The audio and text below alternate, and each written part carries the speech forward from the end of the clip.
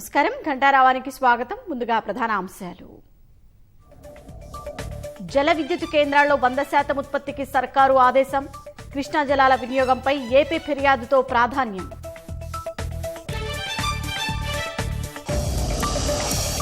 దళిత సాధికారతలో దేశానికి ఆదర్శంగా నిలుస్తాం. మేధావి వర్గం కలిసి రావాలని సీఎం కేసీఆర్ పిలుపు.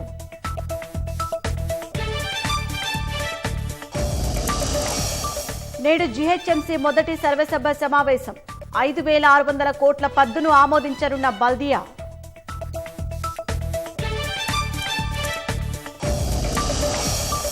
కరీంనగర్లో త్వరలో అందుబాటులోకి తీగల వంతెన. 950 టన్నుల బరువుతో సామర్థ్య పరీక్షలు నిర్వహణ.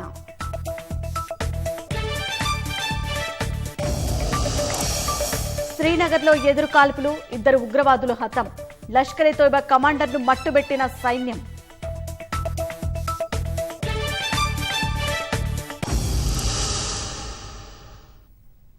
నదీ జలాల వినియోగంపై రాష్ట్ర ప్రభుత్వం మరో కీలక నిర్ణయం తీసుకుంది.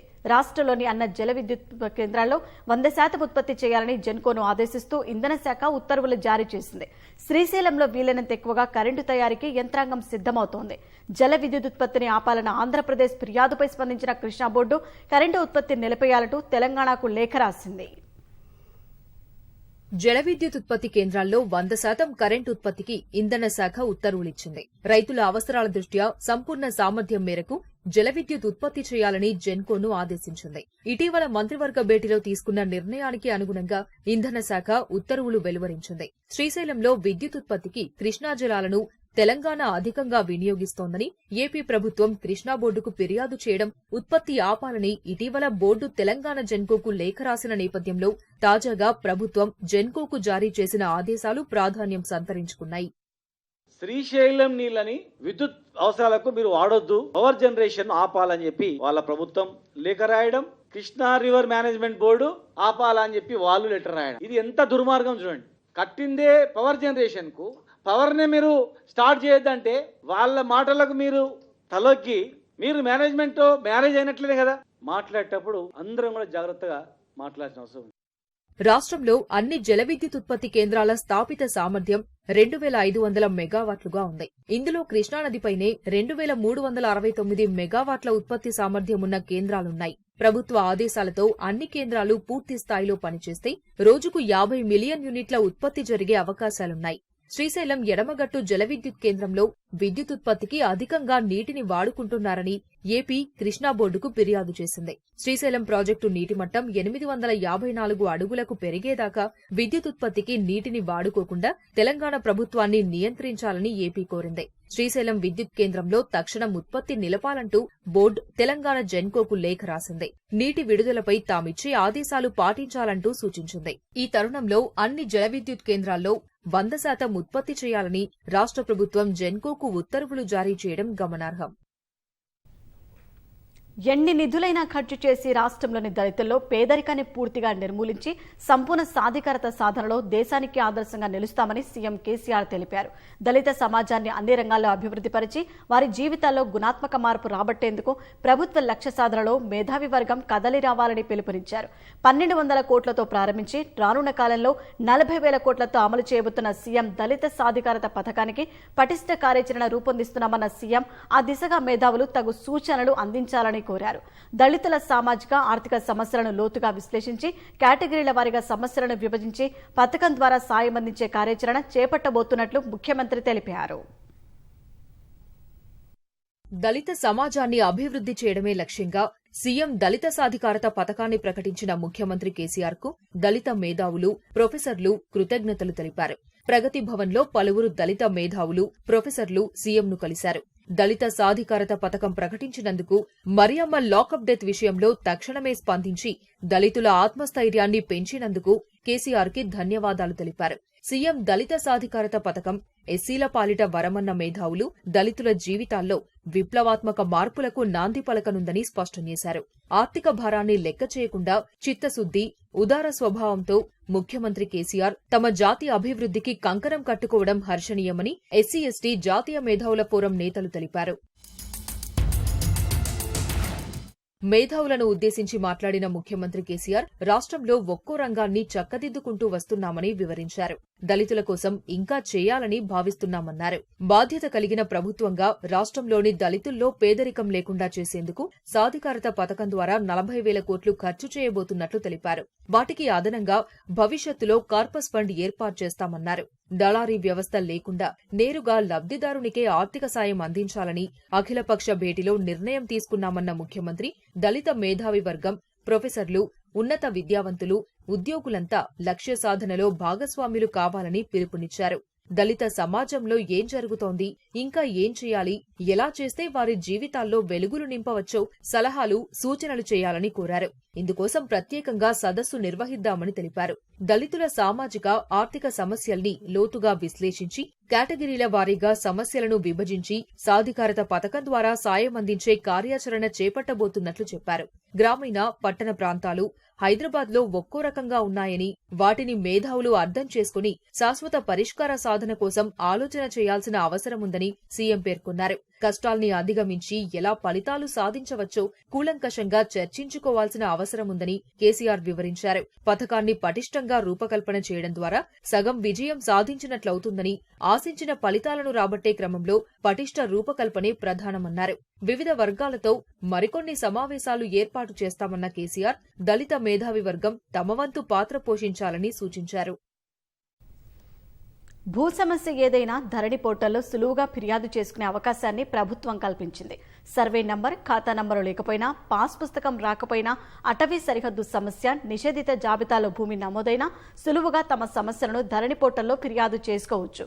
సిటిజన్ లాగిన్ ద్వారా పోర్టల్లోకి ప్రవేశించి డాష్ బోర్డులో ఉన్న గ్రీవెన్స్ ల్యాండ్ మ్యాటర్స్ ఐచ్ఛికాన్ని తెరిచి భూ సమస్యలపై ఫిర్యాదు చేయవచ్చు. ఇన్నాళ్లు ఏదైనా భూ సమస్యపై ప్రభుత్వానికి ఫిర్యాదు చేయాలంటే సర్వే నంబర్, ఖాతా, పాస్ పుస్తకం ఆధారంగా అడిగేవారు. ఇప్పుడు అవి ఏమీ లేకుండా భూ సమస్యలపై ఫిర్యాదు చేసుకునే అవకాశాన్ని ప్రభుత్వం కల్పించింది. జమ్మూ కాశ్మీర్లోని మల్హురా ప్రాంతంలో జరిగిన ఎదురుకాల్పులో 2 ఉగ్రవాదులు హతమయ్యారు. ఒక విదేశీ ఉగ్రవాది సహా లష్కర్ ఎ తోయిబా కమాండర్ అబ్రార్ ఎన్కౌంటర్లో చనిపోయినట్లు కశ్మీర్ ఐజీ విజయ్ కుమార్ తెలిపారు. నిన్న పరింపురా ప్రాంతంలోని మల్హురా వద్ద ఉగ్రవాదులు దాగి ఉన్నారనే సమాచారం ఆధారంగా సైన్యం తనిఖీలు చేపట్టింది. ఈ సందర్భంగా ఒక వాహనాన్ని ఆపగా వెనుక కూర్చున్న ముసుగు వ్యక్తి హ్యాండ్ గ్రెనేడ్తో దాడి చేసే ప్రయత్నం చేశాడని ఐజీ తెలిపారు. వెంటనే భద్రతా బలగాలు అప్రమత్తమై అతడిని అరెస్టు చేసి పరిశీలించగా లష్కర్ ఎ తోయిబా కమాండర్ అబ్రార్ అని గుర్తించారు. విచారణలో తన ఇంటిలో AK-47 దాచినట్లు అబ్రార్ చెప్పినట్లు ఐజీ విజయ్ కుమార్ పేర్కొన్నారు. AK-47 స్వాధీనం చేసుకునేందుకు మల్హురా ప్రాంతంలోని అతడి ఇంటికి అబ్రార్ను తీసుకెళ్లగా ఇంటిలో దాగి ఉన్న విదేశీ ఉగ్రవాది బలగాలపై కాల్పులు జరిపినట్లు ఐజీ తెలిపారు. కాల్పులో 3 CRPF సిబ్బంది, ఉగ్రవాది అబ్రార్ గాయపడినట్లు వివరించారు. వెంటనే బలగాలు ఎదురు కాల్పులు జరపగా విదేశీ ఉగ్రవాది హతమైనట్లు చెప్పారు. గాయపడిన అబ్రార్ కూడా చనిపోయాడని కశ్మీర్ ఐజీ వెల్లడించారు. 2 AK-47లను స్వాధీనం చేసుకున్నట్లు ఆయన వివరించారు.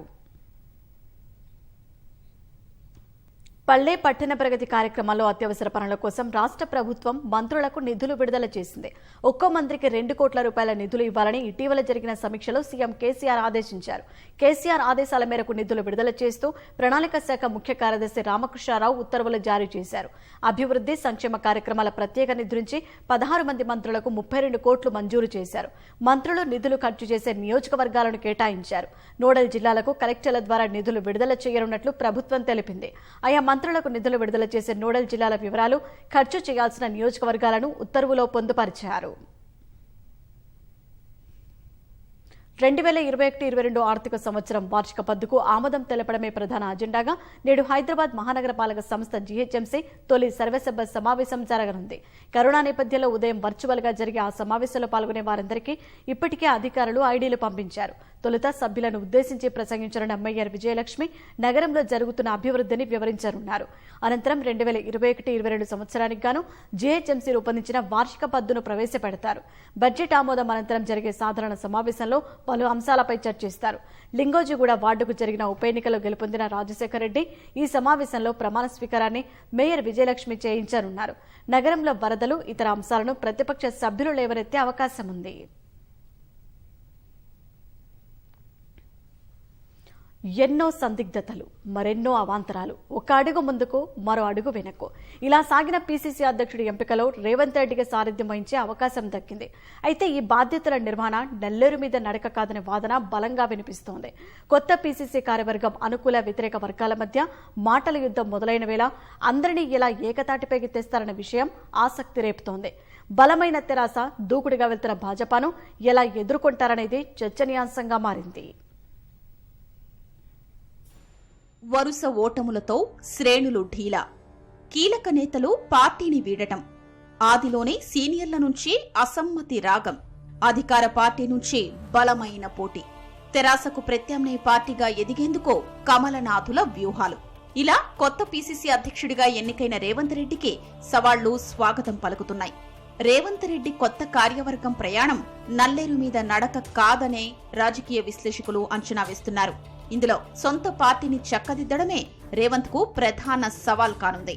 అంతర్గత ప్రజాస్వామ్యం పేరుతో ఎవరికి వారు తలోదారిగా వ్యవహరించే నేతల్ని ఏకతాటిపైకి తేవడంపైనే కొత్త పీసీసీ కార్యవర్గం సమర్థత నిరూపితం కానుంది. కోమటిరెడ్డి వెంకటరెడ్డి ఇప్పటికే పీసీసీ ఎంపికపై నేరుగా అధిష్టానంపైనే ఆరోపణలు చేయడం కలకలం రేపాయి. రేవంత్ రెడ్డితో కలిసి పనిచేసేది లేదని స్పష్టమైన సంకేతాలు పంపించారు. పీసీసీ పదవిని ఆశించిన కొందరు నేతలు కోమటిరెడ్డిలా బాహాటంగా విమర్శలు చెయ్యనప్పటికీ రేవంత్ సారథ్యాన్ని అంగీకరించడం లేదనే వాదనలు వినిపిస్తున్నాయి. పలువురు సీనియర్ నేతలు ఇప్పటికే స్పందించకపోవడం ఇందుకు బలం చేకూరుస్తోంది. కొత్త పీసీసీ కార్యవర్గం అనుకూల వ్యతిరేక వర్గాలుగా విడిపోయిన వేళ పార్టీని ఒక్కతాటిపైన నడిపించడం రేవంత్ రెడ్డికి సవాల్గా నిలవనుంది. కలిసొచ్చే వారితో పాటు అలకబూనిన వారిని రేవంత్ రెడ్డి ఏ మేరకు బుజ్జగిస్తారనే విషయం ఆసక్తికరంగా మారింది.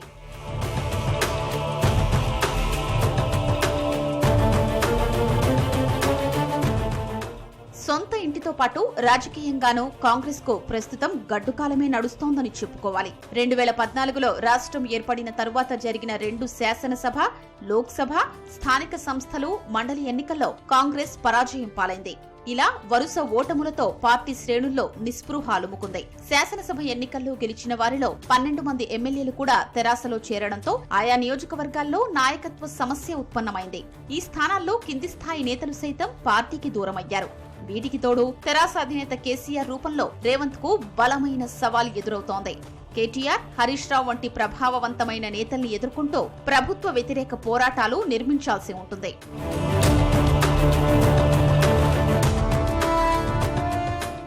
2023లో అధికారమే లక్ష్యంగా పావులు కదుపుతున్న భాజపా నుంచి సైతం కాంగ్రెస్ కు గట్టి పోటీ ఎదురవుతోంది. దుబ్బాక, జీహెచ్ఎంసీ ఫలితాలతో కొంత జోరు మీదున్న భాజపా బండి సంజయ్ నేతృత్వంలో దూకుడుగా ముందుకు వెళుతోంది. తరచుగా రాష్ట్రంలో జాతీయ నేతలు పర్యటిస్తూ తెరాస సర్కార్పై విమర్శలు గుప్పిస్తూ తెరాసకు తామే ప్రత్యామ్నాయం అనే ప్రచారాన్ని బలంగా వినిపిస్తున్నారు. ఇలా ఓవైపు అధికార తెరాసను, భాజపాను ఎదుర్కొంటూనే కాంగ్రెస్ ను బలమైన శక్తిగా నిలిపితే రేవంత్ సామర్థ్యం బయటపడుతుంది. ప్రస్తుతం పీసీసీ కొత్త కార్యవర్గానికి హుజూరాబాద్ ఉప ఎన్నిక తొలి సవాల్ కానుంది. మాజీ మంత్రి ఈటెల రాజేందర్ రాజీనామాతో జరగనున్న ఉప ఎన్నికలో కాంగ్రెస్ ఎలాంటి ప్రభావం చూపుతుందనేది పార్టీ వర్గాల్లో ప్రధాన చర్చగా మారింది. కరీంనగర్లో తీగల వంతెన పనులు తుది దశకు చేరుకున్నాయి. అన్ని రకాల పనులు పూర్తి కాగా వంతెనపై వాహనాలు ప్రయాణిస్తున్న సమయంలో ఇబ్బందులు రాకుండా ఫుట్పాత్పై ప్రజలు వెళ్లడం వంటి విషయాలను పరిగణలోకి తీసుకుని లోడ్ టెస్టింగ్ పనులు చేపట్టారు. 5 రోజుల పరిశీలన అనంతరం లోడ్ ఏ మేర ఉంటుందనే విషయాన్ని గుర్తించి వంతెన సామర్థ్యానికి ఆమోదం తెలపనున్నారు. తీగల వంతెన బరువు సామర్థ్యాన్ని నిబంధనల మేరకు వంతెనపై 2 వైపులా 14 టన్నుల చొప్పున మొత్తం 28 టిప్పర్లలో ఇసుక నింపి వంతెనపై నిలిపారు. ఒక్కో టిప్పర్ 30 టన్నుల బరువు ఉంటుంది. 840 టన్నుల ఇసుక బరువుతో పాటు వంతెన ఇరువైపులా ఉన్న ఫుట్పాత్లపై 110 టన్నుల ఇసుక సంచులు వేశారు. మొత్తం 950 టన్నుల బరువు మొదటి రోజు 24 గంటల పాటు వంతెనపై ఉంచారు. వంతెన కింద 17 చోట్ల సెన్సార్లు ఏర్పాటు చేసి ప్రతి గంట పరిశీలించారు. తీగల వంతెన పనులు పూర్తి కాగా ఇక అప్రోచ్ రోడ్ల నిర్మాణ పనులతో పాటు అనుసంధాన రోడ్లు పూర్తి కావాల్సి ఉంది. సింగరేణి సంస్థలో భద్రత వైద్య సేవలకు అధిక ప్రాధాన్యతనిస్తున్నామని సింగరేణి సీఎండీ ఎన్ శ్రీధర్ తెలిపారు. రక్షణ పెంపుదల విషయంలో యూనియన్లు, డీజీఎంఎస్ అధికారులు చేసిన సూచనలను తక్షణమే అమల్లోకి తీసుకురావడం జరుగుతుందని ఆయన వెల్లడించారు. హైదరాబాద్ సింగరేణి భవన్లో జరిగిన 47వ రక్షణ త్రైపాక్షిక సమావేశానికి శ్రీధర్ అధ్యక్షత వహించారు. Deputy director general of mine safety Malai Tikedar, గుర్తింపు కార్మిక సంఘం అధ్యక్షులు బేగం వెంకట్రావుతో పాటు సింగరేణి డైరెక్టర్లు, డీజీఎంఎస్ డైరెక్టర్లు, ఏరియాల జీఎంలు, సేఫ్టీ జీఎంలు ఇందులో పాల్గొన్నారు. సింగరేణి సంస్థ కార్మికుల ఆరోగ్యం, భద్రత కోసం తీసుకున్న చర్యలను వివరించారు. కరోనా నివారణ కోసం 72 కోట్ల రూపాయలతో చేపట్టిన చర్యలను తెలిపారు. కార్మికులందరికీ వ్యాక్సినేషన్ పూర్తి చేశామని వెల్లడించారు. ప్రమాదాల నివారణకు కట్టుదిట్టమైన చర్యలు తీసుకుంటున్నామని శ్రీధర్ పేర్కొన్నారు. కాలిన గాయాలతో బాధపడే వారి కోసం రాష్ట్రంలో తొలిసారిగా ఏర్పాటు చేసిన చర్మనిధిని హోంమంత్రి మహమూద్ అలీ ప్రారంభించారు. Hetero drugs limited, Hyderabad east rotary club సంయుక్తంగా ఉస్మానియా ఆసుపత్రిలో ఈ చర్మ బ్యాంకును ఏర్పాటు చేశారు. చర్మనిధికి 75 లక్షల సహకారం అందించేందుకు ముందుకొచ్చిన హెటరో సంస్థ హోంమంత్రి మహమూద్ అలీకి 40 లక్షల చెక్కును అందించారు. అత్యవసర వైద్య సేవలనగానే అందరికీ గుర్తొచ్చే ఉస్మానియా దవాఖానాలో చర్మ బ్యాంకు ఏర్పాటు శుభపరిణామమని మహమూద్ అలీ వ్యాఖ్యానించారు. ఉస్మానియా ఆసుపత్రిలో తన అనుబంధం విడదీయరానిదన్న హెటరో చైర్మన్ పార్థసారథి రెడ్డి త్వరలో మన చర్మనిధి బ్యాంకును రోటరీ క్లబ్తో కలిసి ప్రారంభిస్తామని స్పష్టం చేశారు. మనము ఏదేదో పెద్ద పనులు చేద్దామని మొదలు పెట్టేదానికంటే చిన్న పనులు ఇటువంటి మొదలుపెట్టి పెద్ద పనులు చేసే దిశగా మనం అడుగులేస్తే మనం చూసి మన పక్క వాళ్ళు, మన నెక్స్ట్ జూనియర్స్ ఇన్స్పైర్ అయ్యేందుకంటే గ్రేట్ పనులు చేస్తారు. దేశంలో కరోనా కేసుల తగ్గుదల కొనసాగుతోంది. కొత్త కేసుల కంటే రికవరీ రేటు అధికంగా ఉంటోంది. కేసులు, మరణాలు గణనీయంగా తగ్గడంతో పలు రాష్ట్రాలు లాక్డౌన్ సడలిస్తున్నాయి. జూలై 1 నుంచి 10 రోజుల పాటు లాక్డౌన్ ఆంక్షలను నాగాలాండ్ ప్రభుత్వం సడలించింది. ఔరంగాబాద్లో పర్యాటక కట్టడాలను సందర్శించేందుకున్న గడువును మహారాష్ట్ర సర్కారు పొడిగించింది. దేశవ్యాప్తంగా రోజువారీ కరోనా కేసుల్లో తగ్గుదల కొనసాగుతోంది. కేరళలో సోమవారం మరో 8,063 మందికి పాజిటివ్ వచ్చింది. 110 మంది చనిపోయారు. మహారాష్ట్రలో కొత్తగా 6,727 కేసులు నమోదు కాగా 101 మంది ప్రాణాలు కోల్పోయారు. 10,812 మంది మహమ్మారి నుంచి కోలుకున్నారు. మహారాష్ట్రలో కరోనా రికవరీ రేటు 95.99% పెరిగినట్లు అధికారులు తెలిపారు. తమిళనాడులో సోమవారం కోవిడ్ కేసులు 5,000కు దిగువన నమోదయ్యాయి. కొత్తగా 4,804 మందికి కరోనా సోకగా 98 మంది మృతి చెందారు. కర్ణాటకలో 2,576 మందికి వైరస్ సోకినట్లు పరీక్షల్లో వెల్లడి కాగా 93 మంది మహమ్మారికి బలయ్యారు. అస్సోంలో మళ్లీ కేసులు పెరుగుతుండడం ఆందోళన కలిగిస్తోంది. కొత్తగా 2,640 కేసులు నమోదు కాగా 42 మంది చనిపోయారు. ఢిల్లీలో ఈ ఏడాదిలోనే అతి తక్కువ కేసులు, మరణాలు నమోదు అయినట్లు అధికారులు తెలిపారు. సోమవారం 59 కేసులు బయటపడగా 2 చనిపోయారు. గతేడాది ఏప్రిల్ 15 తర్వాత అతి తక్కువ కేసులు నమోదైనట్లు పేర్కొన్నారు. మరోవైపు నాగాలాండ్లో కేసులు, మరణాల సంఖ్య తగ్గుతుండటంతో జూలై 1 నుంచి 10 రోజుల పాటు లాక్డౌన్ ఆంక్షలు సడలించాలని ఆ రాష్ట్ర ప్రభుత్వం నిర్ణయించింది. దుకాణాలు, వ్యాపార సముదాయాలు తెరిచేందుకు అనుమతించినట్లు నాగాలాండ్ సర్కారు తెలిపింది. కర్ఫ్యూను రాత్రి 7 గంటల నుంచి ఉదయం 4 గంటలకు పెంచుతున్నట్లు ప్రకటించింది. ఔరంగాబాద్లోని చారిత్రక ప్రదేశాలను దర్శించేందుకు ఉన్న అనుమతిని పొడిగిస్తున్నట్లు మహారాష్ట్ర సర్కారు తెలిపింది. అయితే సందర్శనకు అనుమతిస్తున్న పర్యాటకుల సంఖ్యను 1000కి పరిమితం చేసింది. రాష్ట్రం నుంచి ఉద్యోగరీత్యా విదేశాలకు వెళ్లే వారికి ప్రత్యేకంగా వ్యాక్సిన్ కేంద్రాలు ఏర్పాటు చేయాలని ప్రభుత్వం నిర్ణయించింది. విదేశాలకు వెళ్లే ఉద్యోగులకు రాష్ట్రంలో 10 కేంద్రాల్లో టీకాలు అందించనున్నట్టు తెలిపింది. అర్హులైన వారు పాస్పోర్టుతో పాటు వర్క్ పర్మిట్ వీసాను సంబంధిత వ్యాక్సిన్ కేంద్రాల్లో చూపించి టీకాలు పొందవచ్చని వైద్య ఆరోగ్య శాఖ స్పష్టం చేసింది. ఆ మేరకు ఏర్పాట్లు చేయాలని డిఎంహెచ్ఓలను సర్కారు ఆదేశించింది. విదేశాలకు వెళ్లే వారికి 28 రోజుల వ్యవధిలో కోవిషీల్డ్ టీకా 2 డోసులను అందించనున్నట్టు పేర్కొంది. లబ్ధిదారులు కోవిన్ పోర్టల్లో రిజిస్టర్ చేసుకోవడం సహా 2వ డోసు పూర్తయిన తర్వాత పాస్పోర్టు, వీసా డాక్యుమెంట్లను పొందుపరచాల్సి ఉంటుందని తెలిపింది.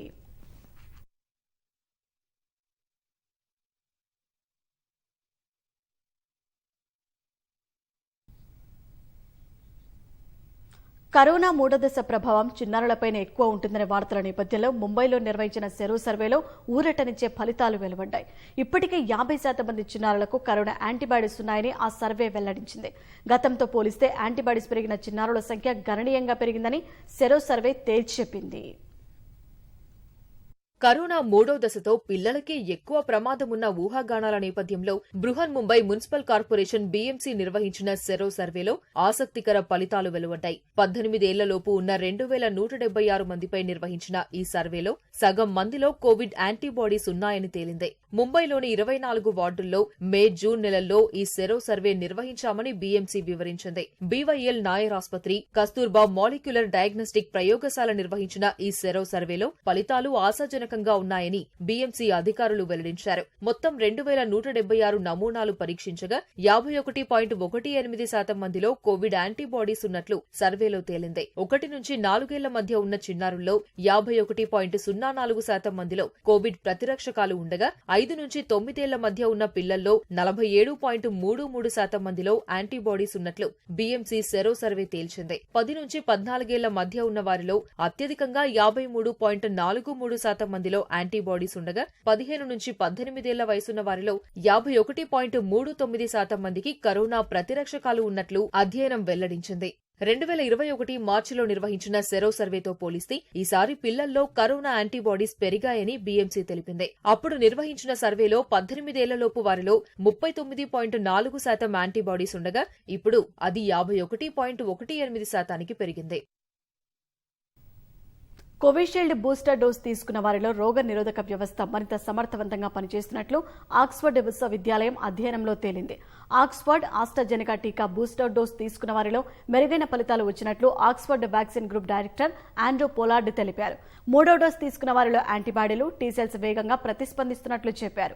అయితే ఖచ్చితంగా బూస్టర్ డోస్ తీసుకోవాల్సిన అవసరాన్ని తమ పరిశోధనలో గుర్తించలేదని ఆక్స్ఫర్డ్ నిపుణులు పేర్కొన్నారు. ప్రస్తుత టీకాలు కరోనా కొత్త వేరియంట్లను సుదీర్ఘకాలం పాటు అడ్డుకుంటాయని పరిశోధనలో తేలితే బూస్టర్ డోసులతో అవసరం ఉండదని స్పష్టం చేశారు. 2వ డోస్ టీకాను ఆలస్యంగా తీసుకున్న 30 మంది సహా 3వ డోస్ వేసుకున్న 90 మందిపై ఆక్స్ఫర్డ్ నిపుణులు పరిశోధనలు జరపగా వారిలో బూస్టర్ డోస్ తీసుకున్న వారిలో మెరుగైన ఫలితాలు వచ్చాయి.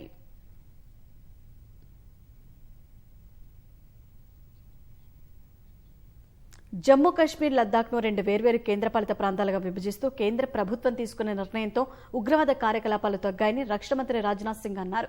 3 రోజుల లద్దాఖ్ పర్యటనలో భాగంగా సోమవారం సరిహద్దు రోడ్ల నిర్మాణ సంస్థ బీఆర్ఓ నిర్మించిన 63 ఇన్ఫ్రా ప్రాజెక్టులను రాజ్నాథ్ ప్రారంభించారు. జమ్మూ కశ్మీర్, లద్దాఖ్లో రాజకీయ ప్రక్రియ ప్రారంభం కావాలని ప్రధాని కోరుకుంటున్నట్లు తెలిపారు. అనంతరం లేహ్లోని బలగాలను కలిసిన రక్షణ మంత్రి కాసేపు వారితో ముచ్చటించారు. సైనికులతో కలిసి అల్పాహారం సేవించారు. గల్వాన్ వీరుల త్యాగాన్ని భారత్ ఎప్పటికీ మరిచిపోదన్నారు. పొరుగు దేశాలతో చర్చల ద్వారా సమస్యలను పరిష్కరించుకునేందుకు భారత్ సిద్ధంగా ఉంటుందన్నారు. భారత భూభాగం ఆక్రమణకు ప్రయత్నించే దేశాలపై తమ దళాలు ధీటుగా సమాధానం ఇవ్వగలవని రక్షణ మంత్రి వ్యాఖ్యానించారు. भारत ने दुनिया के किसी देश पर न तो कभी आक्रमण किया है और न दुनिया के किसी एक देश की 1 इंच जमीन पर कभी भारत ने कब्जा किया है. यह हमारी प्रकृति नहीं रही है, यह हमारा स्वभाव नहीं रहा. लेकिन यदि हमको किसी ने आंख दिखाने की कोशिश की है तो उसका मुंह तोड़ जवाब देने की कुवत भी हमने अपनी दिखाई है. यह भारत के अंदर वह कुवत है. हम किसी को आंख दिखाते नहीं, लेकिन किसी का आंख दिखाना भी हमें किसी भी सूरत में मंजूर नहीं है. कि आपके लिए जिस भी प्रकार के सहयोग की आवश्यकता होगी वह सरकार अपनी तरफ से तैयार है. చైనా సరిహద్దులో ఉద్రిక్తతలు తొలగని వేళ భారత్ పూర్తి అప్రమత్తతను ప్రదర్శిస్తోంది. ఇదివరకు చైనా సైన్యాన్ని అడ్డుకోవడమే లక్ష్యంగా ఉన్న భారత్ అవసరమైతే దాడి చేసేలా వనరులు పెంచుకుంటోంది. ఇందుకోసం అదనంగా 50,000 మంది సైనికులను చైనా సరిహద్దుల వద్ద భారత్ మోహరించినట్లు బ్లూంబర్గ్ పేర్కొంది. గతేడాది లెక్కలతో పోలిస్తే ఇప్పుడున్న దళాల సంఖ్య 40% అధికం. అటు సముద్ర జలాల్లో చైనాపై నిఘా పెంచేందుకు భారత నావికాదళం సైతం చర్యలు చేపట్టింది. ప్రపంచంలోని 2వ అతిపెద్ద ఆర్థిక వ్యవస్థ కలిగిన చైనాను ధీటుగా ఎదుర్కోవడమే లక్ష్యంగా భారత్ చర్యలు చేపడుతోంది. ఈ మేరకు సరిహద్దుల్లో డ్రాగన్ చర్యల్ని అడ్డుకోవడమే లక్ష్యంగా అదనంగా 50,000 మంది సైనికుల్ని, యుద్ధ విమానాల్ని చైనా సరిహద్దుల్లో భారత్ మోహరించినట్లు బ్లూంబర్గ్ పేర్కొంది. ప్రస్తుతం చైనా సరిహద్దుల్లో భారత సైనికులు 2 లక్షల మంది పహారా కాస్తున్నారు. ఇది 2020 నాటి లెక్కలతో పోలిస్తే 40% కన్నా ఎక్కువ. ఇదివరకు చైనా ఆగడాల్ని అడ్డుకోవడమే లక్ష్యంగా సైనిక మోహరింపులు ఉండేవి. అయితే ఆ విధానానికి స్వస్తి పలుకుతూ భారత్ ముందుకెళుతోంది. డ్రాగన్ సైన్యాన్ని అడ్డుకోవడమే కాకుండా అవసరమైతే చైనాపై దాడి చేసేలా భారత్ వ్యవహరిస్తోందని బ్లూంబర్గ్ ఒక నివేదికలో పేర్కొంది.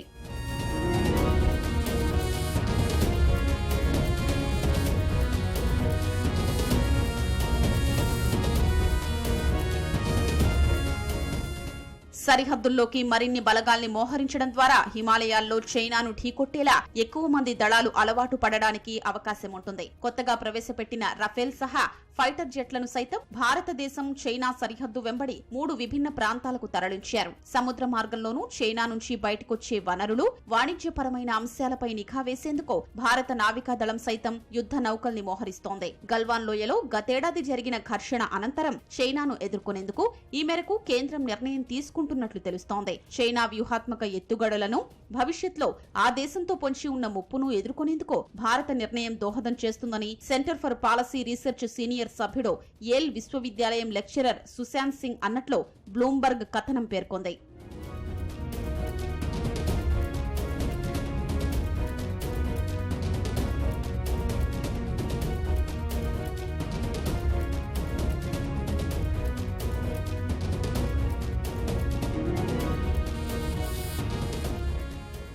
ప్రస్తుతం భారత్తో సరిహద్దుల వెంట చైనా సైన్యం ఎంతమంది ఉన్నారు అనే దానిపై స్పష్టత లేదు. అయితే సరిహద్దుల వెంట మోహరించిన దళాలు, కార్యకలాపాల్ని చైనా పెంచినట్లు భారత్ గుర్తించింది. కొత్త రన్వేలు, ఎయిర్ ఫీల్డ్లు, బంకర్ల నిర్మాణం సహా ట్యాంకులు, ఫైటర్ జెట్లను చైనా మోహరిస్తోంది. కొన్ని నెలలుగా దీర్ఘశ్రేణి ఫిరంగి, ట్యాంకులు, రాకెట్ రెజిమెంట్లు, ట్విన్ ఇంజిన్ ఫైటర్లను చైనా మోహరించినట్లు బ్లూంబర్గ్ నివేదించింది. ఇరు దేశాలు ఇదే తీరులో ఎక్కువ సంఖ్యలో బలగాల్ని మోహరించడం ప్రమాదమని రక్షణ రంగ నిపుణులు అభిప్రాయం వ్యక్తం చేస్తున్నారు. తూర్పు సిరియాలో ఉన్న అమెరికా బలగాలపై మిలిటెంట్లు రాకెట్ దాడి చేశారు. ఇరాక్ సిరియా సరిహద్దులోని మిలీషియా గ్రూపు స్థావరాలపై అమెరికా బలగాలు వైమానిక దాడులు చేసిన ఘటనలోనే ప్రతిదాడి జరిగింది. అయితే ఈ ఘటనలో ఎలాంటి ప్రాణనష్టం జరగలేదని తెలుస్తోంది. ఈ మేరకు వెల్లడించిన పెంటగాన్ డ్రోన్ల సాయంతో ఇరాక్లోని అమెరికా బలగాలపై దాడికి మిలిటెంట్లు ప్రణాళికలు రచిస్తున్నట్లు తెలిపింది.